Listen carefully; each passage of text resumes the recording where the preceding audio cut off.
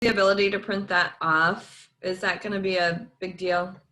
I would say you're going to want to take really good notes. Okay.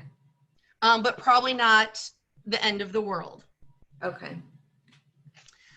This is the actual bulletin from the testing center.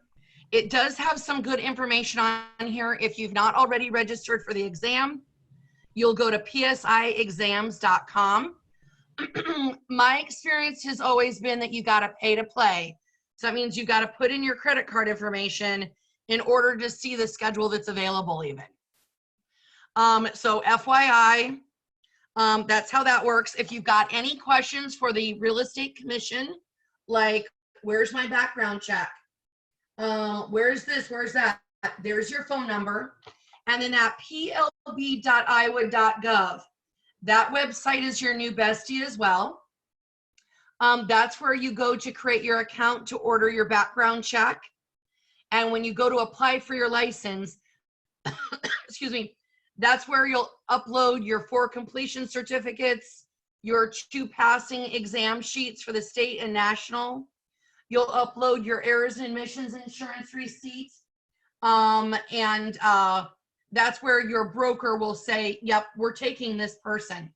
Now, if you're coming to my office, the E&O insurance, the licensing application, and Keller Williams taking you as your sponsoring broker, Lauren Young will do all of that for you. She'll help you get everything organized and uploaded into that account. I think in Quad Cities, Melissa might be the person that does that for you. And if I'm missing anybody, let me know. But your office will help you do probably those last 3 steps. Okay.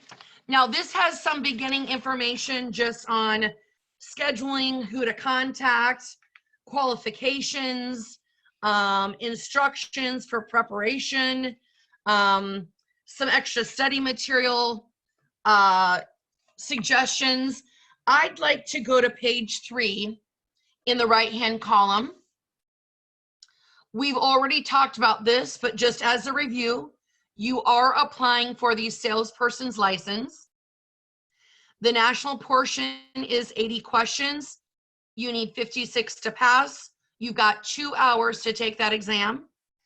On the state, you'll have 40 questions with a score of 28, and you've got an hour to do that. Now, one thing I maybe haven't mentioned to the class before is the last time I took it, I had 45 and 85 questions. They're still scoring you on 80, 56 out of 80. Every once in a while, they add a few questions in as sample questions to see how students react to them, to see whether they should put it in the Q bank of regular test questions. It's super annoying. I've offered that they just send me those test questions and I'll give them a thumbs up or thumbs down whether they should use it or not. They did not like that idea. I've offered to do lots of things for PSI. They just don't ever take me up. Maybe it's because it's to my advantage for you guys. I don't know. So just know you might get asked a few questions, but you're still 56 out of 80, 28 out of 40. And again, I just care that you pass. Let's go on though. Here's where it gets really meaty, on to page 4. Now, the copy that I have given you, this is the outline for the national exam. And the copy I've given you has a bunch of red numbers next to it. And that all those red numbers, if you have used this as your study book, I call it the yellow book, even though it doesn't have a lot of yellow on it anymore. This Modern Real Estate Practice version 20. Some of you may have bought that online, but this is what I use to teach from. So my students, we've been working out of this for the last couple of weeks. Those red numbers correspond with the page it is in this book. How much do I love you guys? A lot. Okay. So that's what the red numbers are. If you don't have those book or have that book, ignore it. I think online it's maybe $56 or something like that. It may not be a bad idea, Shauna, for if Ashley's going to be doing more hiring, for you guys to just have a team copy of it. Maybe not the worst idea. I think we have a couple floating around, actually. Okay. Well, that's perfect then. This is the number that it goes to. Just know that I'm teaching from edition 20 now, not 19 went away about a year ago. Okay. On this outline, these are the sections that are on there. Remember how I said, there you go, girlfriend. Remember how I said there was going to be a section, the number that was asked on the exam, and then the number that you get right? This is the outline for that. So you will have property ownership questions. You will be asked 6 to 7 test questions on that topic. Item number 2, land use controls. You will have 4 test questions on that. See how I even did the percentages for you? The gifts just keep coming and coming. It's like Mother's Day. Item number 3 is valuation. You will have 5 or 6 test questions around that. Valuation would be any questions around appraisals. I don't know why they don't just say appraisals, but that's what that means. Item number 4 is financing. So this is going to be anything mortgage type or mortgage product related. You'll have 8 test questions on that. General principles of agency. You'll have 10 or 11 questions on that. On page 5, item number 6, property disclosures. You'll have 4 to 5 test questions on that. 7, on contracts, you will have 13 to 14 test questions. And this is always the hardest part of the exam, including for me. They have increased the number of test questions on the exam in the last year. This used to be about 9 or 10, and now they've increased it to 13 to 14. So it's already the hardest part of the exam, and now they're having you do more on it. So what I will share about that is, if you feel like you've gotten a question more than once that's really similar, like when can I approach someone who I know is already under contract with another agent? The answer is you can't unless they approach you first.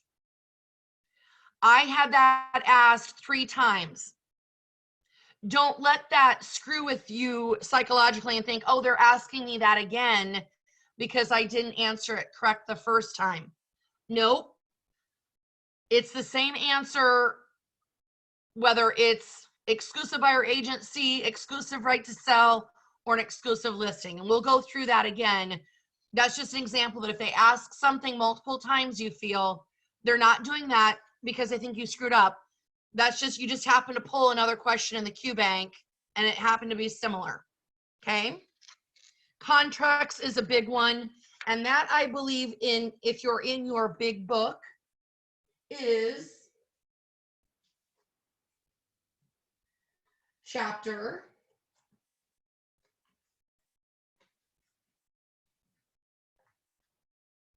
11. So big chapter to review for you. What is after that? After contracts is leasing. You'll have 2 to 3 test questions on that.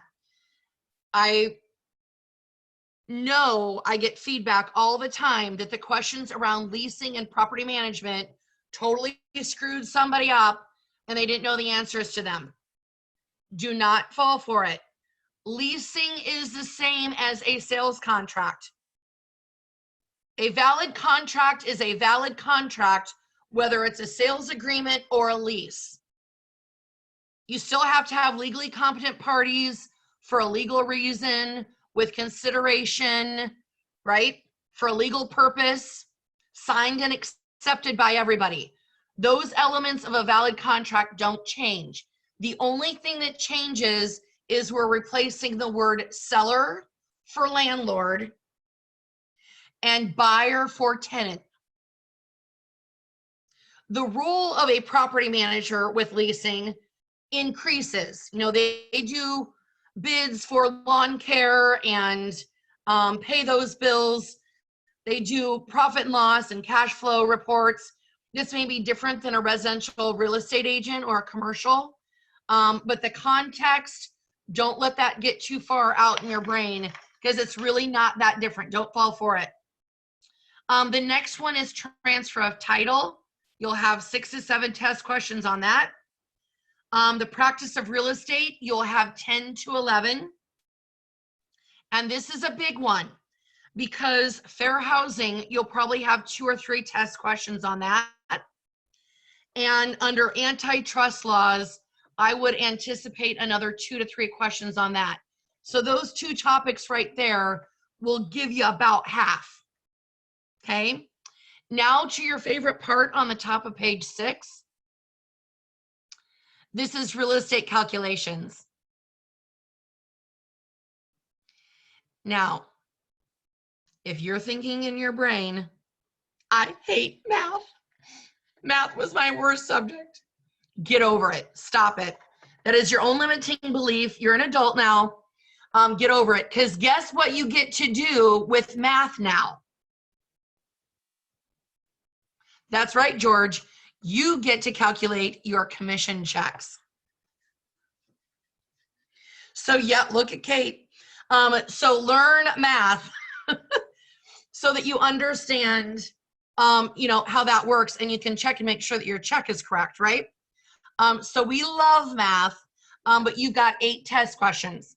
One bit of feedback I get on the exam all the time is people will say, Amy, I cannot get the exam passed. I can't get any of the math right. And then I have to lovingly say to you, there's only 8 math questions, which means you still had 72 opportunities to pass the exam.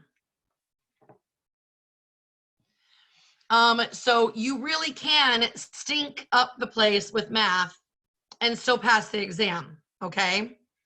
But like I said before, you could answer 1 minute per question and have 7 or 8 then to spend on all this math. So maybe you're now in a cool, calm, and comfortable mindset to work through those questions, okay? So let's actually go through this outline. We're going to do what we call the extended remix of this. Under property ownership on page 4.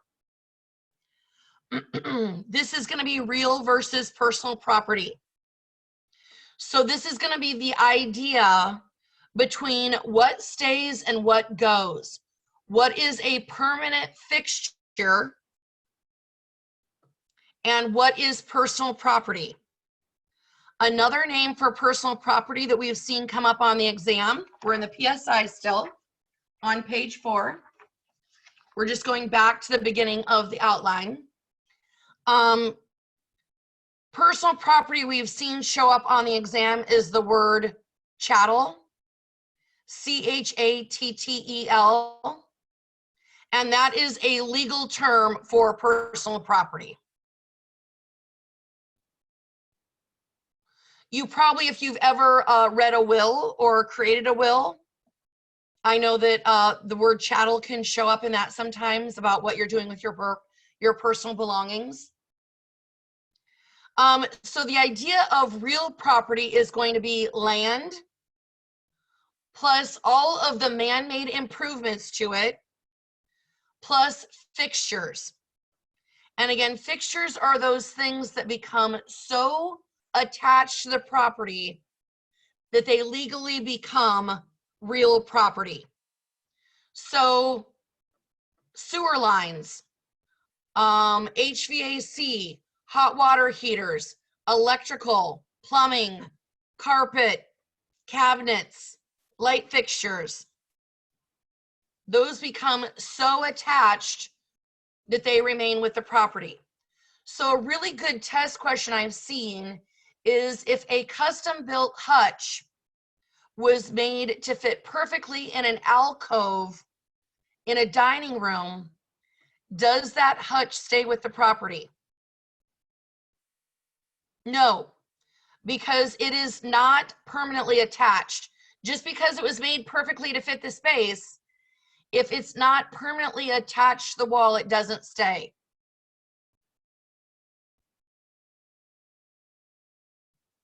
Okay. Land characteristics and legal descriptions. There's 3 types of land descriptions or legal descriptions. One is meets and bounds, one is lot and block, and one is the government or rectangular survey. 2 out of the last 4 times I've audited the exam, my very first test question has been, what is the type of legal description that starts with a point of beginning and describes the property around its exterior until it returns to that point of beginning? That would be what? Meets and bounds. Meets and bounds. So I would absolutely know the definition of these 3. Meets and bounds, keep in mind, was for original 13 colonies. Government or that rectangular survey came into play with President Jefferson as he was finding an organized way to move territory west. Okay, that's what Iowa is. We are the lot and block system. If you've ever flown up into the sky and you look down, you see all this beautiful patchwork of land. Isn't it pretty? I love Iowa. Hashtag pigs and corn. That is why it looks like that, is because it was perfectly created to be in that lot and block system. And that's where they created townships. Each township has 36 sections. Each section is square mile, 1 square mile. A square mile has 640 acres. And each acre is 43,560 square feet.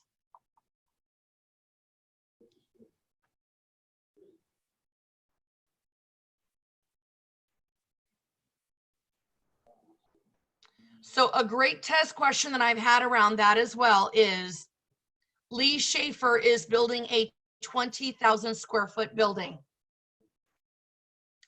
He is required to put that building on a lot 3 times its size. How many acres must he purchase? 20,000 square foot building, and it must go on a lot 3 times its size. So what's the square footage of the lot? 20,000. That's the building. What's the lot? 3 times its size. Minimum 60. So it's 60. It's a minimum of 60,000. How many acres is that?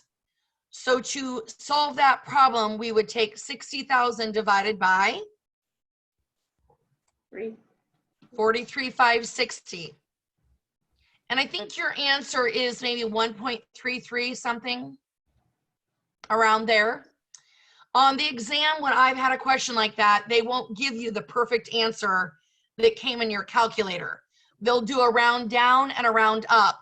And if they do a round down, it's not going to be big enough, right?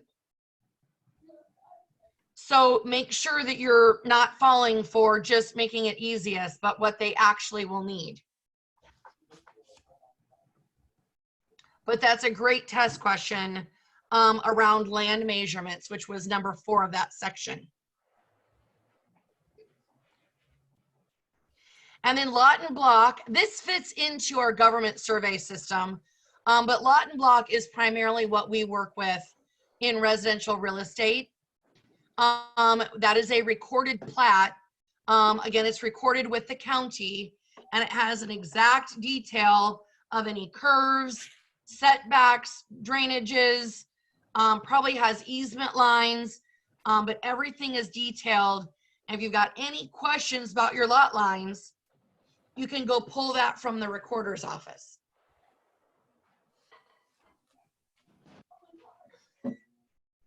Another one with meets and bounds to look for is the word monument. That point of beginning that it uses, oftentimes they refer that to as a monument. And a monument can even be, you know, the corner of Pommel and 40th on the southwest corridor.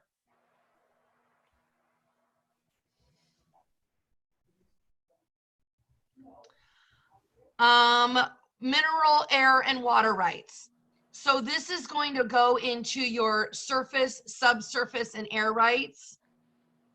So when you own land, you own all three of those components: surface, subsurface, and air, which means you can sell off one of those three parts.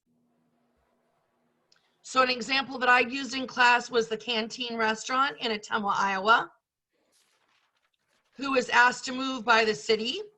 And they said, oh no, we're a landmark here.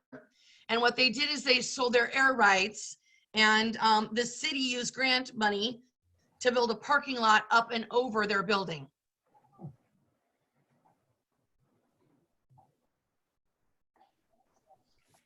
And guess what show is on the weird 8.2 channel at 5:30 this morning? Beverly Hillbillies. And that's an example that you would not want to sell your house and have old Jeb move to Beverly Hills now that he's a millionaire, without making sure that he kept subsurface rights to his original property so that he can still keep pumping oil, right? Okay, so you're really buying all three is the point of land, but know that there's three sections. Now, water rights. You've got riparian and littoral. I think about 25% of you will have a question around water rights. And I base that on the number of times I've taken the exam and had a question pop up. So know that that's not an exact science when I say that. That's more my gut speaking. But littoral and riparian rights. Littoral, I always remember, is lakes or larger.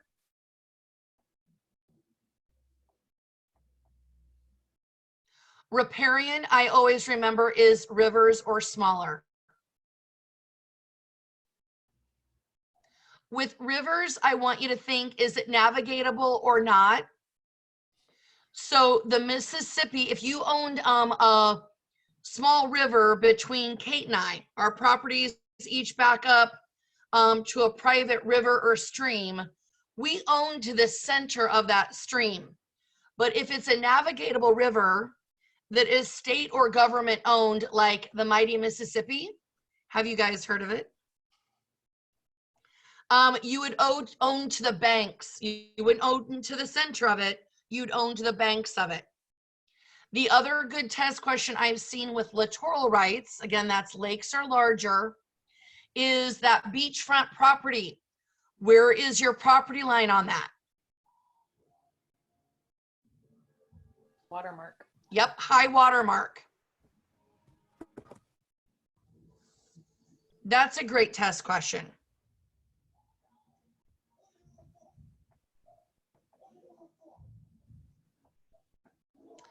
Item C is encumbrances.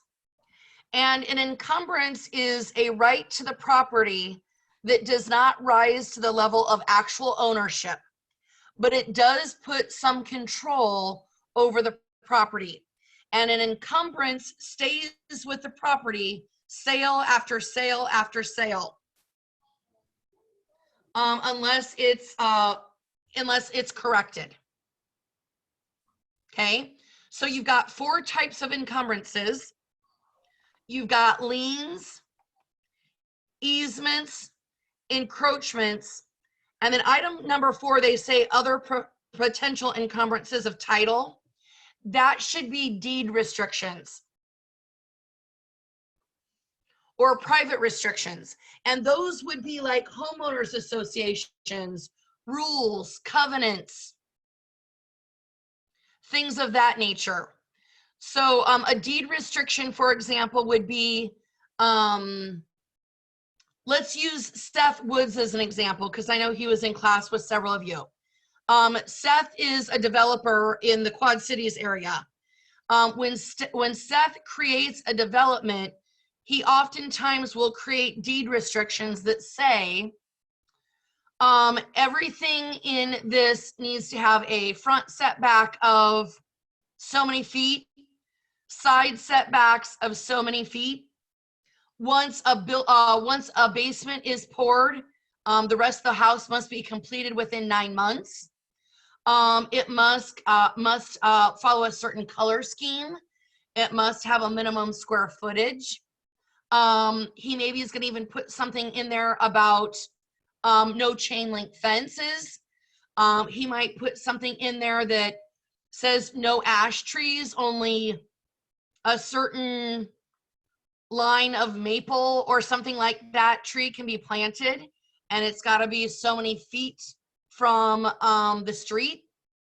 It might say that the front of the house has to have so much stone in relationship to hardy plank or stucco. Those are architectural. Those are not building codes. Those are architectural standards that a developer often uses so that if you buy from him, you don't have a worry that you're going to build a $500,000 home and then I'm going to come in next to you on the lot next door and build a tiny house worth $125,000. Because guess what would happen to your value? It would go down. So I want you to think of those deed restrictions as standards. Just like the standards you have for yourself of brushing your teeth in the morning.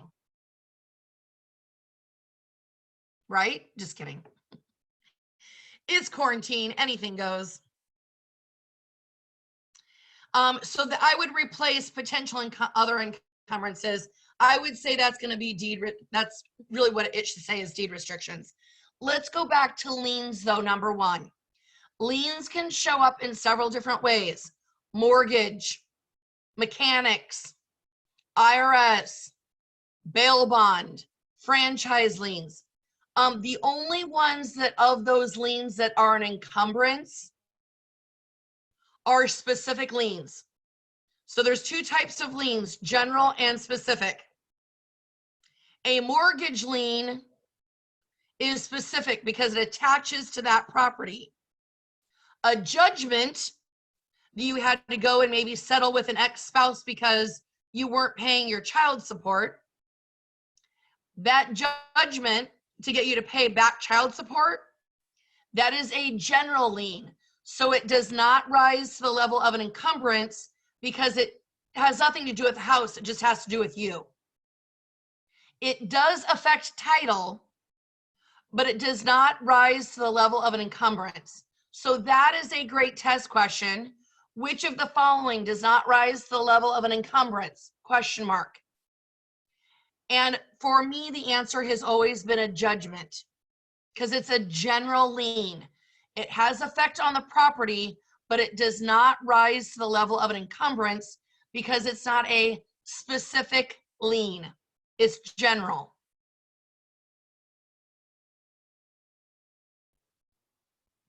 But a lien is simply a charge against the against the property to obtain a payment back for a debt. So mortgage is your most common, right? They put a lien against the property for the mortgage because you're using the house as collateral that says you'll repay that debt. An easement would allow another owner, another person to use your property. But again, it does not rise to the level of ownership. That would be maybe where we have a shared driveway, where they're using a portion of your driveway before they can hop onto their own property. Another type of easement is going to be for utilities. That's an easement in gross. And again, that's what allows the utility company to come and service whatever they need. A drainage, something got clogged in your backyard, something like that. And then the third one is an encroachment. And that's anytime we've got someone else's property that is actually over onto our property. A really common one is fences. We thought we were putting it on our line and we just tipped over into our neighbors.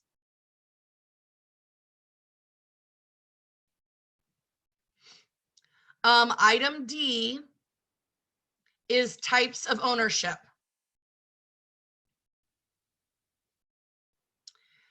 I think your questions that you're really going to need to navigate around for this are tenants in common and absolutely review joint tenancy. I think you could have a couple questions just on joint tenancy.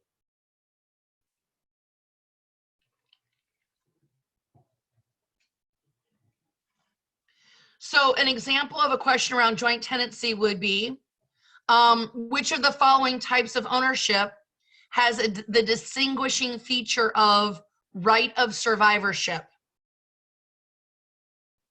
So anytime you see right of survivorship, that goes with joint tenancy. And what that means is there's basically just one less owner. Another really good test question around joint tenancy is, what type of ownership allows you to avoid probate for a surviving spouse? So probate is the judicial system that we use to validate someone's estate, whether they have a will or not. They have a will, we've got to make sure that the will is accurate and written by them when they had sound mind, and that is actually the latest and most accurate copy. If they don't have a will, probate is the process where they put out public notice multiple times that say, if you have a debt that you need relieved by Shane's estate, you better step up now. If you've got a debt that you need relieved by Shane's estate, you better step up now. And they do that call to creditors, I don't know, over the course of 90 days or something like that in the local newspaper. There's a few other things that they do to it. That's the judicial process of probate. So a way that a spouse can avoid going through that and proving that they have rights to that property is they had joint tenancy. So there's just really one less owner. There's no need to go through that and see who owns what share. The whole thing was owned by those two people, and now there's just one less owner. So those are two really good test questions that are on. I'm giving those to you almost verbatim of what I've seen on the exam. Tenants in common works really well for investors.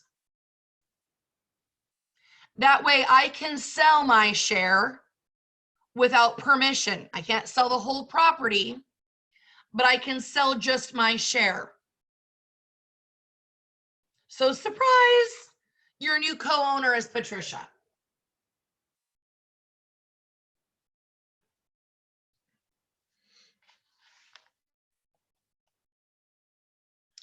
Does that help with tenants in common?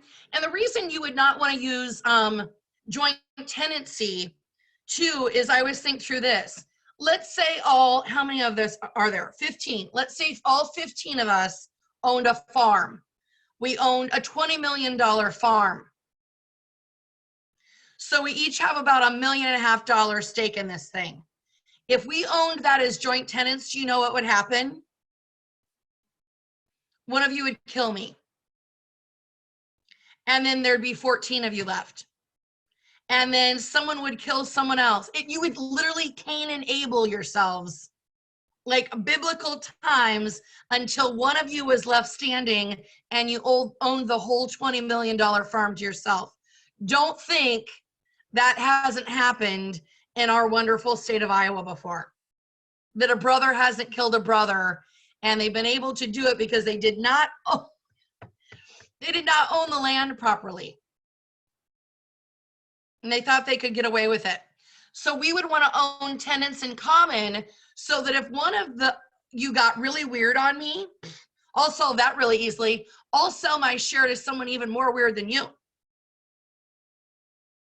And I legally would be able to do that. Patricia's laughing because she knows I might be true on that one, right?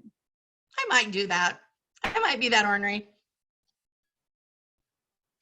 The next one is, I've not had anything around common ownership. And not very many states recognize community property is what that's really called in the book. Community property says that anything that was made as income as a married couple gets split equally. And anything you made before that, you were on your own. That's why a lot of marriages in Hollywood end at 9 years and 6 months, is because there must be a 10-year statute of limitations on that. They are a community property state. We do not have that here in Iowa, and I've not had a community property question on the exam, but that's what that line refers to. You've got 3 things after that, though, for common interest that I do think could be exam questions, and that's timeshare, condo, and condominium. And on the exam, those 3 terms like to run together as friends. Okay? A timeshare. This is where you own a property for a specific amount of time with other owners. So your timeshare allows you to be at the MGM Grand in Vegas July 1 through July 7 of every year, but that's the only time you're there. But you actually have a partial deed that goes with that gives you that right that you can sell. But if you don't sell it, they still expect you to pay dues on it every year, right?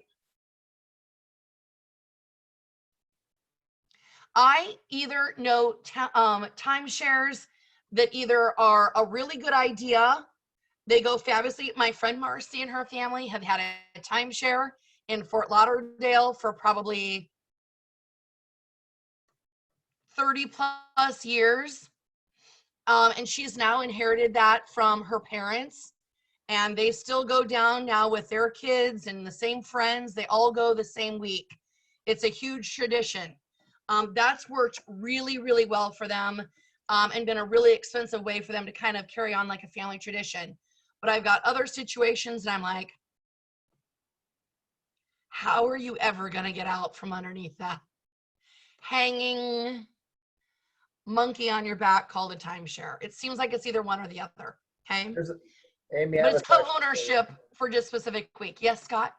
with the timeshare, can the temporary deed or partial deed owner of that timeshare, can they sub-rent that while, if they don't go? My understanding is yes, you can, unless there's a covenant that says that you cannot. Gotcha. Okay. Yes, you can. So that means you've got to try to sell that. And the problem with selling timeshares is there's usually another timeshare down the street to buy brand new, cheaper. You know, Right. they have a hard time appreciating. I was just thinking if they weren't going to get out from under it, maybe they could do a Airbnb. I think it depends on what the deed restrictions are. Gotcha. A condo is a regular type of deed in ownership. And sometimes townhomes are labeled as condos for whatever reason. I catch it all the time. Shauna, do you catch that on closing paperwork too? And there's something about the way that it's labeled that they've done, I think, to get easier approval with FHA and VA insurance guidelines. I think that's why they've done it. My theory. But condos and townhomes, you got your own unit. You got a regular deed to it, special warranty or a general warranty deed to it. And then you've got common area, such as hallways, entryways, green space, and parking lot. That's all common area. And then you basically own your unit walls in. So the association takes care of the roof, maintenance of the grounds, and in exchange, you pay a homeowners association fee monthly, or I've seen it annually. A co-op is different. It's very, very similar to a condo in terms of the living style, but a co-op, you do not actually have a deed. You've got a proprietary lease in exchange for owning stock in a corporation. So the building is its own corporation. Schaefer High Rise LLC. And then each owner owns stock in that business. And in an exchange for that owning stock in that business, you get your living unit. Now, just like real estate, that stock rises in proportion to what real estate appreciates. So it still has that same harmony versus, the stock market. We have housing appreciating right now, even during COVID situation, but what's the stock market doing? I mean, does it even exist? Do we even want to talk about it? Probably not. But we actually are still seeing a pretty steady appreciation happening. That's what happens with the stock in that building. It's just instead of having a regular deed, you're buying basically stock into a corporation in exchange for your living unit. Now, those also usually have a lot of amenities that go with them. Pools, workout rooms, community facilities that you can reserve, a full-time maintenance person. And they're governed by a board that basically reviews the applicants to make sure that they can afford all of that. Our co-op, we've got just a few co-ops in Des Moines, a couple in Grand Avenue as you go downtown, like probably the 35 to 2800 block. They all have huge dues per month of probably at least $1,200 a month. I think that's kind of pricey. That's a house payment in itself. But they get lots of, they get full-time maintenance person, and a couple of those full-time maintenance people are just like, they're like Schneider on One Day at a Time. Maybe some of you are too young for that show. Amanda, you're smiling. Maybe you know what I'm talking about. Okay, number 5 is ownership and severalty. This means one owner. I, Amy Schaefer, own what you see behind me in severalty. That means I'm the single owner.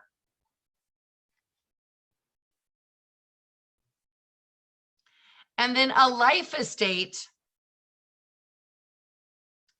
We've got 2 basic types of estates that you can own. One is a fee simple. That is your highest form of ownership. That means you own the property and you have decided who is going to inherit it next. Okay, you own it outright. A life estate happens when you have not maybe made the decision about who's going to get your property.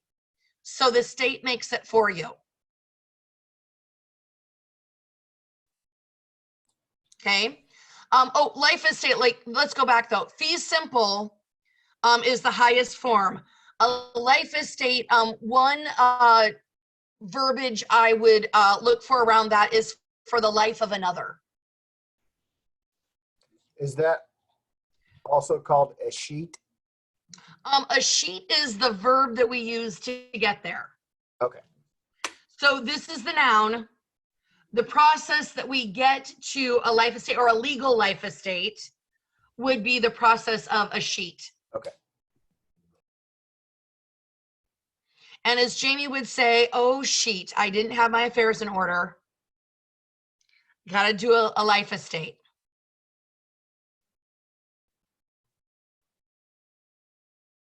Okay, that is property ownership.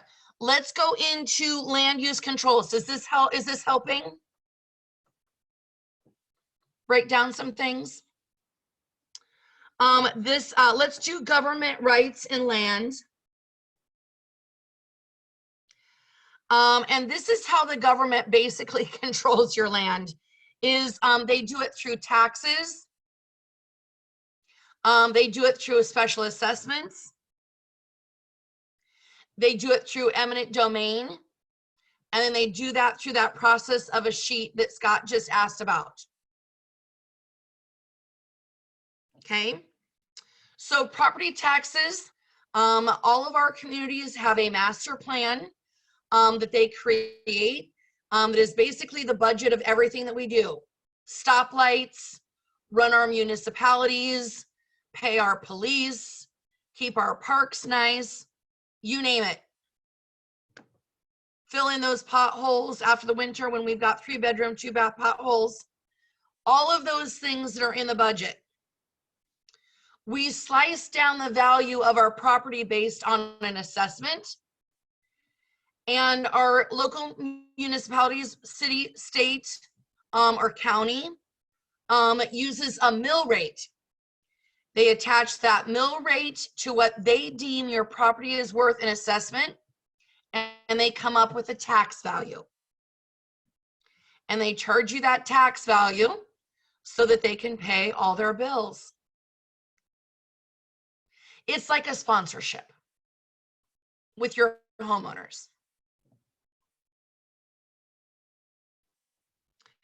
Special assessments come up on top of your property taxes that says, oops, we've got a repair in the budget and we're going to put sidewalks in along your house. And then all the houses that benefit from those new sidewalks all down 73rd Street in Windsor Heights get assessed an amount above and beyond their property taxes to help pay for that bill.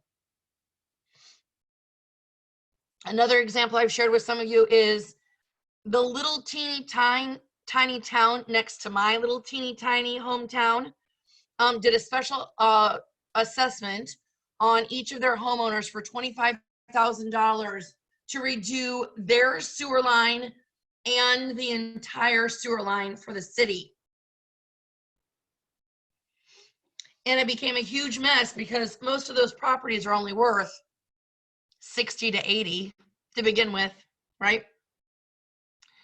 But that was going to be a fee. Now they got grant money. Thankfully, somebody found some grant money for them to avoid that assessment.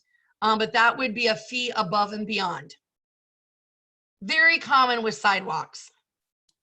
Practice question like that actually incorporated some math, and you had to find the percentage of the length of the sidewalk and then use that percentage to calculate the homeowner's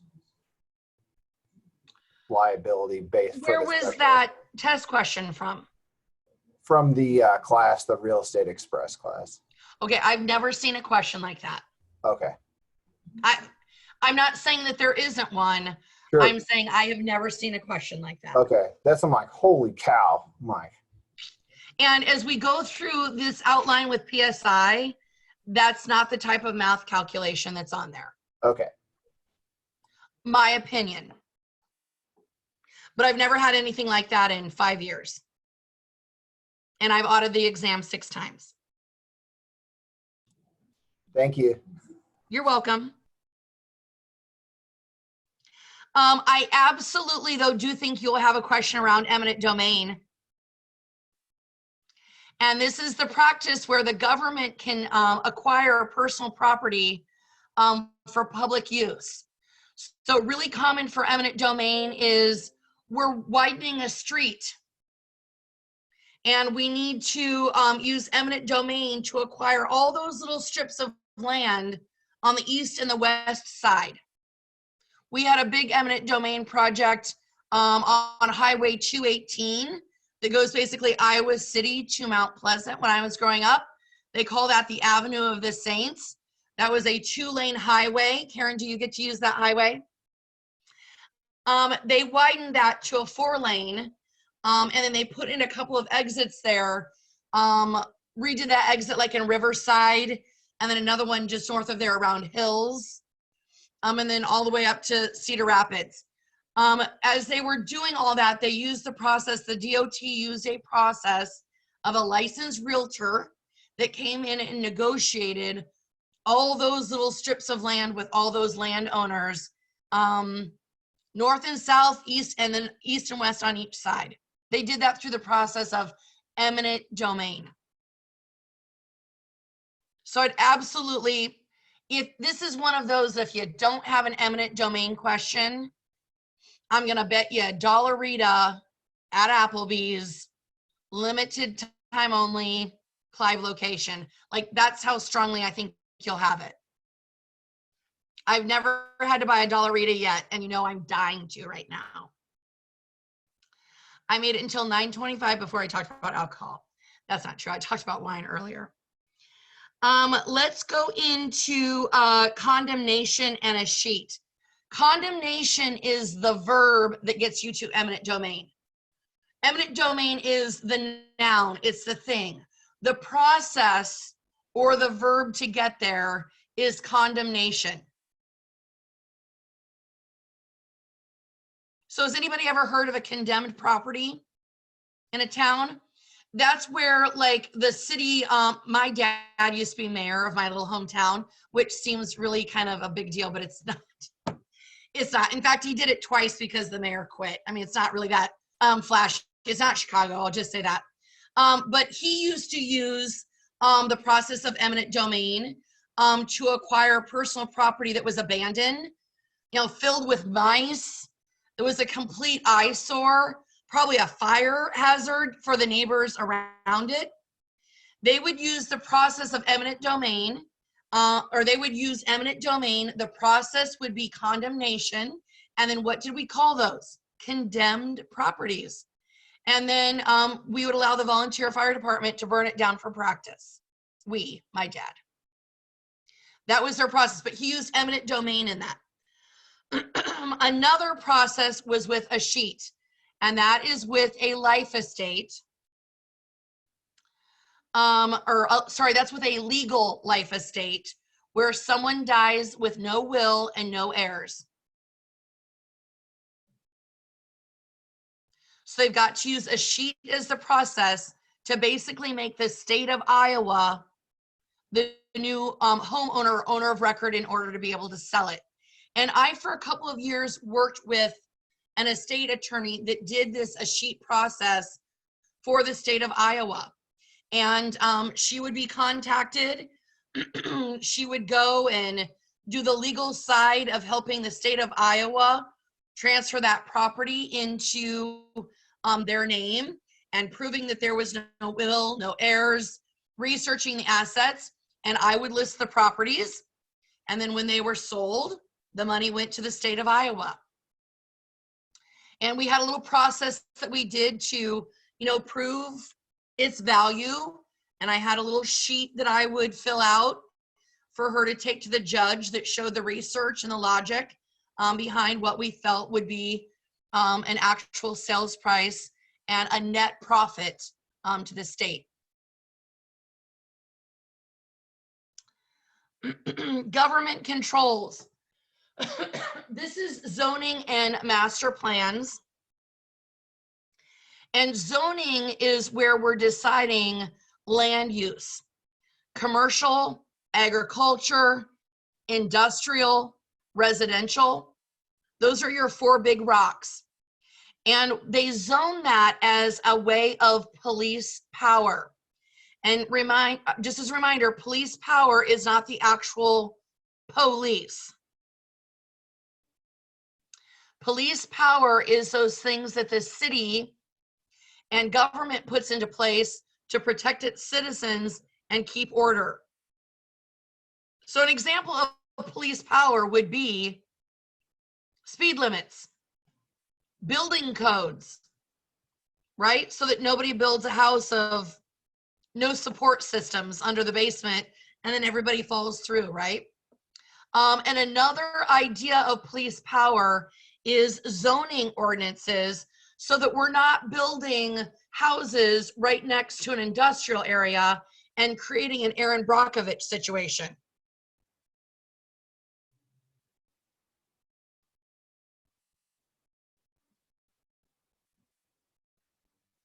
Number 2 is building codes. I mentioned these already, but building codes are safety features that are required by the city that says every so many feet, you've got to have a support beam in your floor joists. Every so many feet, you've got to have a 2x4 in your framing. You've got to have grounded outlets. You've got to have GFI protectors near water sources so that people aren't electrocuting themselves so readily. You've got to have framework every so many feet in your roof so it doesn't cave in on you, right? They're doing all of these things as building codes to protect you so that somebody isn't building a house literally out of Legos, because you know someone would do it. Okay, so those are building codes. It's around materials. So when you think of building codes, think of safety. Safety by the city, where a deed restriction is for architectural and design standards. And that's a great test question, is knowing the difference between those deed restrictions we talked about under property ownership and these building codes under land use controls. Building codes, the person that's going to hold your standard to that is the city or county or state. Deed restrictions, those aren't about safety. Those are about design elements. Who's the one that manages that? The developer or the homeowners association? That's a great test question. And everyone always confuses it and thinks, oh, well, the city should have stopped them from doing it. Nope. The homeowners should have stopped them from doing it. Yeah. And I had this happen. I know I shared with some of you. My niece lives in a suburb of Denver. Everything there is Tuscan, tan, beige, or brown, right? So much stucco compared to stone on the front. A certain amount of landscaping is required. All the houses have conformity so that we don't have that one weird house. Well, somebody came in and built a weird house out of metal and glass, 3 stories high, with an exposed elevator in it. And all those homeowners complained and complained and complained. Why isn't the city doing anything? Well, then I show up to the picture. That house has now been there for 3 or 4 years. And they bring this up and they said, how did that house ever get built here? I don't know why the city approved those plans. I said, oh, there's the problem. You guys all stood in your driveways and complained about it, didn't you? Yep. You were the ones to take action on that, not the city. As long as they built it safe, put rebar in the foundation, floorboard, right? Floor joists for support, the city did their job. If it didn't meet the homeowners' standards, you guys as the board needed to stop it. And you probably would have had to have spent money on your dues to file a lawsuit to have that stopped. But you let it happen, so now you're stuck with it. Does that make sense, the difference between building codes and deed restrictions? Great test question. Is there one that takes precedence? Well, building codes is always going to. I don't know that one's going to take precedence. It's about who you hold accountable to forcing it to be corrected. Okay.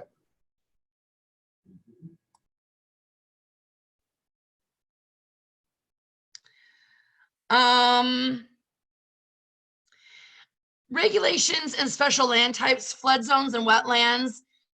I've not really had test questions around that stand out to me, but there's your page number if you need it.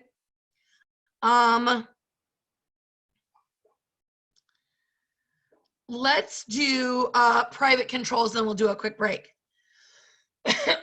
This goes back into those deed restrictions and homeowners association regulations. So really, this is what we just broke apart and discussed, the difference between building codes and these deed restrictions. I was in an association for years. You could have one dog under 35 pounds or 2 cats. That's not a building code. That's not, the city didn't have anything to do with that. That was put into place by the development so that we weren't having 84 units in 3 acres of space. Okay, 5 acres. And we all had 100-pound dogs. Can you imagine? I'd feel bad for the dogs too. So that was a deed restriction to prevent basically everyone moving in with a horse. Not a city regulation. And what you were saying before, if no one enforces that with an injunction, then they get to keep the horse? Then they get to keep the horse. And after so long, here's the other thing. Once it's built, what are you going to do? Have them tear it down? Right. And then if you let it go past the statute of limitations, which 10 years is a very common number, you let it go past that statute of limitations. Now you can't go, now you've gone past the time allowed that you can sue. Gotcha. Now in that situation, I think he built that stone or that steel and glass home for around $6 million. And when he went to sell it, the last I knew is it was listed for about 4.2. And then I quit paying attention to it because I was like, well, you guys already won because he's just lost a couple $1 million. The other problem with that too is he was some sort of a porn industry person and was in a wheelchair, and that's why he had an elevator, and he hosted there a lot. And no one liked him because he wasn't an uptight businessman that wore a suit to work. You know what I mean? That was part of the problem with that anyway. And if they had just held him accountable to build the house according to the deed restrictions, nobody would have ever found out all this dirt in his background. They would have just let it go, right? So now it became all this personal drama that,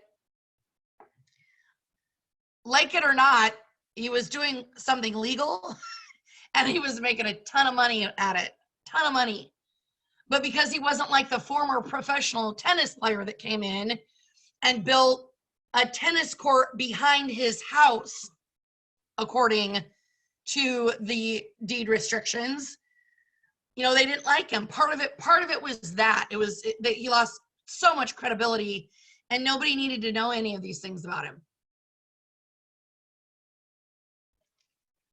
But it became a thing, Scott. You know how things become small feelings that grow into big feelings, and then those feelings never shrink. And now when I just mentioned that I talk about that house in my classes, DeLacy and her husband, boy, their eyes about roll out of their head. Like, oh, that guy. Whatever. Let's do a break. Let's come back.